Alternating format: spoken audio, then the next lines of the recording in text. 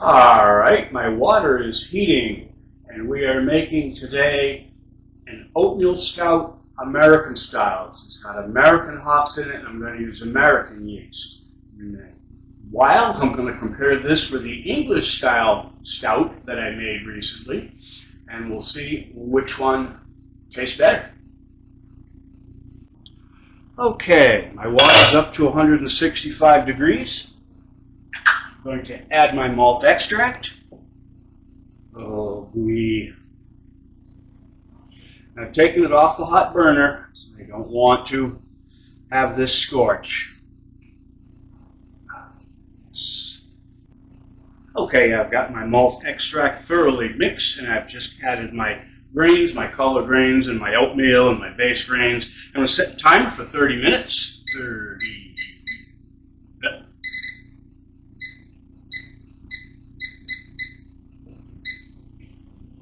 And we'll let that steep for 30 minutes. My assistant brewer, Colby, is shirking his duties. All right, my timer has finished. 30 minutes of steep. Ooh, that's hot. There's a lot in that. Okay. Just going to let the grain bag drain for a little bit. Actually, I'm going to put my heat on. Get that up to boil. All right. Let's dribble off the far side. That smells so good.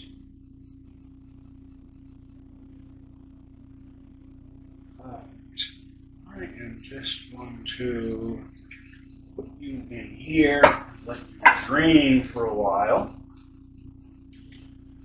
this comes to a boil. Okay, I've got a good boil going on my wort here. I'm going to add my hops and set my timer for 60 minutes of boil. That looks good. I can probably just leave that alone for the next hour. I've got the temperature adjusted just right, and I got a nice boil. Oh, a little bit too much. I'll turn it down. All right. This time I actually have a glass of a previous brew to drink. This is my American Pale Ale, which the first couple that I tried on a different video were flat as a flugey. Now this one is not. This one's well carbonated. Still needs to come up in the bottle, but it tastes good. One of the things that I've noticed with these small boils versus 5-gallon boils, the Maillard reaction, which is what causes darkening of the wort, seems to be more intense with a smaller boil, because this is a pale ale. It should not be this dark. This is almost down to a porter. All right, 15 minutes left in my boil, and we'll throw in 1/4 teaspoon of Irish moss. That will help clarify my brew.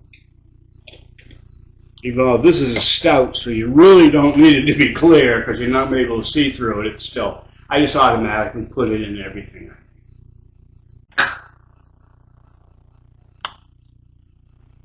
All right, my hour's up. My brew is done boiling. It's still just wort. Spray sanitize these ice things to start cooling my wort down so I can pitch my yeast.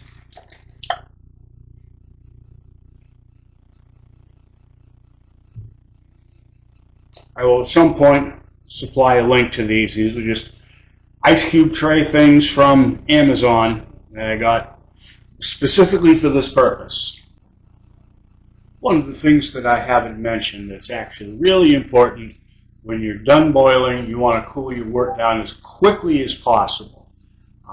During this odd period here where it's like 100 degrees or so on the way down, infections can set in and ruin your beer. So you want to get it down to pitching temperature as quickly as possible, which is 70 to 75 degrees, and pitch it as quickly as possible. Just want to show you this happy yeast. Happy yeast is bubbling furiously. every time. The manufacturer suggests hydrating your yeast before you pitch it. And some people think you don't need to. The way I look at it, if the manufacturer suggests doing it, I'm going to do it. I've done it both ways, haven't found a difference, but like I said, the manufacturer says to hydrate your yeast before pitching it, go ahead. What I've been doing is putting a pinch of sugar in. That way the yeast has a little something to munch on to get ready, and you can see it bubbling up, and that way you know you have viable yeast. Hi, welcome back to Tiny Apartment Brewing. This is my oatmeal stout that I made with American hops and American yeast. And let's see if we have anything good going with this. Ooh, that sounded promising.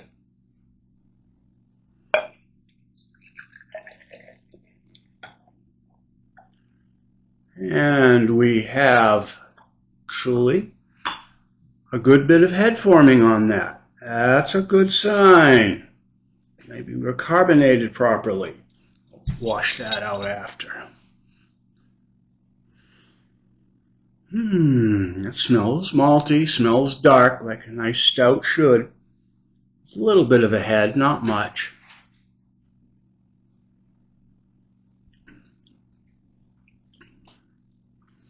Little bit of carbonation, little bit of a, I'm going to say, young taste to it. I expect in another couple weeks this will be pretty good. But for right now, I'm liking it.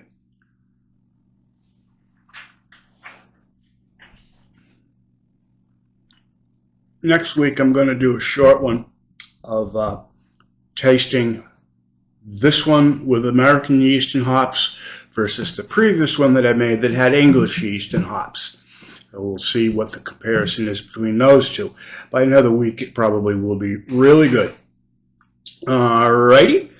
And as always, don't forget to like, share, subscribe, and comment. And as always, put down something in the comments if you'd like me to make something.